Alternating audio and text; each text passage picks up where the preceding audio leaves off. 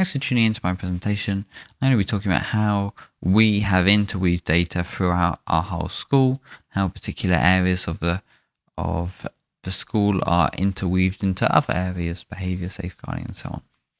So, a little bit about me. I started teaching in 2018 after I did my degree at university, and then I went for a PGCE. My subject was computer science, and almost immediately from when I started working, I was trying to think of how I could write some code to make my life easier. And the first thing I kind of made was extracting information from Word documents that the students had written and then putting all the same questions together so I could quickly scan through to see what students had written and how they were getting on. I then turned it more to pastoral and thought, how can I make other people's lives easier? And the first thing that I ever did was I created an email bot, which I'll explain in a minute, where teachers could very quickly find out who the teacher emails of a student. So that was saving a bunch of time every week. And then it moved on to teachers being able to extract data for their classes in just one action, one click. Currently, I'm working in the SLT at the school, and I'm focusing on reducing workload. I'm for staff, focusing on sharing and analysing data and making processes smooth as possible. I'm hoping that when you go through this video with me, you'll see how I only want data relevant to that staff member to be sent to them. I don't want staff to have to scroll through and look for their students or their classes. It's all given to them on a plate. So I mentioned email bot earlier. How does it work? So you open up your staff email, and what you do is you email a particular subject line. So maybe the subject line is my classes. You email it to a certain email address. The email address or the code running on that email address then works out what the command is, and it sends back the relevant information. So in this case, it will send back a list of all the classes that you teach and the relevant data for those classes. It does interact with our MAS to make sure that all the data that we have is synced up. We currently use Arbor, which I find has made it very easy to pull information from. As well as staff being able to email this bot and ask for things like who their SEN students are, a reminder about their pupil premium students, being able to compare free periods between two staff members, when you're both free for a meeting, when you can observe, when they can observe you, to find locations of several students at once, or to get a subject timetable, so all the staff members in your department, what they're doing throughout the day. It does also interact with Google Sheets, so we use Google Sheets at school, and it goes through maybe once a day and syncs all the data up, so everything in that data is live. So you're working with live data. When you're speaking to parents, you have all the data in front of you. It does also read the Google Sheets and action things. So this is our 6 form attendance spreadsheet. When students fall below a certain percentage, they become a concern, and the head of 6 form or the head of year would pick an action that needs to happen. So you can see some actions here under the 92%, which has been selected, and then the bot would look at the spreadsheet and go, oh, I need to action a concern email, and it would then send that to the parents. Especially for the small concerns where there's no real kind of individual intervention needed, just a quick email, a quick reminder. This really speeds things up for our team. Today I'm going to focus on lesson objectives that we get staff to write and how we have interweaved that throughout so many different parts of the school, and give you an idea of, I guess, what's possible. Now I do want to say that there is coding knowledge required to implement any of this. I've kind of implemented it all myself, but I wanted to give you an idea of what we currently do and what is possible to do as well, so you can think about it. Maybe you can take parts of it that we do and have a go at implementing it yourself. So every week we get staff members to enter a short sentence about what they're teaching for that lesson. They get a Google Sheet timetable like you see on the right hand side, and they just fill in one box for each lesson. It can just be a sentence or two. You can see an example on the left hand side about something that my class is doing this week. And we've also added a notes section so that staff can make little notes about the class as well. Maybe they're planning a lesson and they remember they need to look at this kid's book, or they need to email home for this kid, or whatever they need to do. This is then taken and parents are emailed based on what teacher they have, what lessons they have, and what they will be learning. Now, parents do have to sign up for these emails, so we don't send it to everyone, but we do send it to all the sixth formers every week, so they have an idea about what they're learning. Also, if they miss a day, they know exactly what they've missed. But also for the parents of SEN students, they may want to pre-learn or pre-teach certain topics. Maybe they're struggling with maths. They might want to go through a maths topic before their lesson, so they don't feel far behind or they don't struggle as much.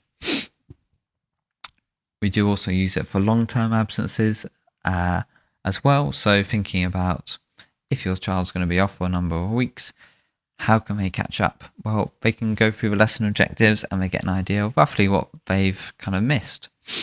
And they can kind of follow up. And this kind of reduces the workload on the teacher. We used to have to fill in, or we were sent a OneDrive where we had to drag resources into it that they were going to miss for them to complete. But this, once you fill out your lesson objectives, you don't have to worry about that anymore.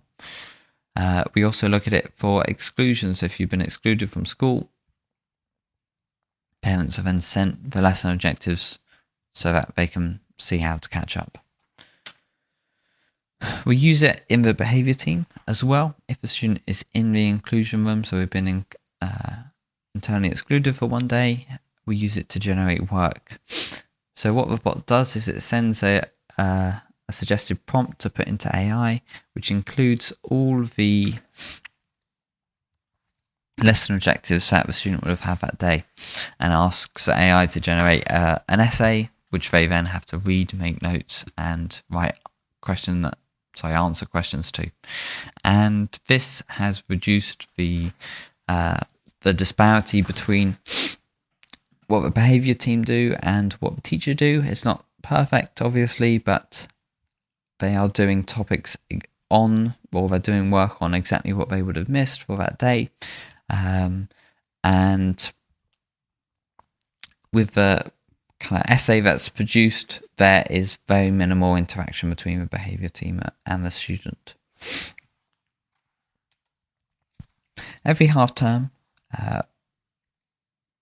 staff interview our kind of key students in the school to find out how they're getting on and think about what strategies that the student might want implemented in their lessons, or suggestion of some strategies. And then once every half term, the teachers sit down and they go through this data or through the responses from the students, and they set some targets. So this kid was struggling. They suggested that they needed to be checked in with more often to see how they're getting on, and that could be a target for a particular student. And this feeds straight into the lesson objectives. So you can see here that below my lesson, not a very interesting lesson, mock revision, but below my lesson I can then double click on this Excel box on this cell, and it then reminds me what I'd set. So for this student here, this is what I said I would do for them. For this student here, this is what I said I'd do for them. So as well as setting strategies, you are then reminded constantly of what they are, and then hopefully more likely to implement them in lessons or remember to implement them. Especially with loads of students, it's very hard to remember exactly what strategies they had and when you were going to implement them and so on. One of the other things we do is, in a school of 2,000, there's loads of events going on, lots of notices, and a lot of them are not really relevant to you. So we created a form which staff have to fill out with information such as which students it affects, when it's happening, maybe what year group it affects, and these also get fed back into the lesson objectives. So on the left you can see that a reminder that it's mock week this week, so students won't be in class or they might be wanting to do independent revision. This is also monthly review week, so you need to make sure you're doing your monthly reviews. But it does go to a more granular level as well, and you can see on the right hand side this particular student is going to be missing your lesson, or it would summarize it and say 5 students are missing your lesson, and maybe if you're at A level that's half a class, you may want to plan something different instead.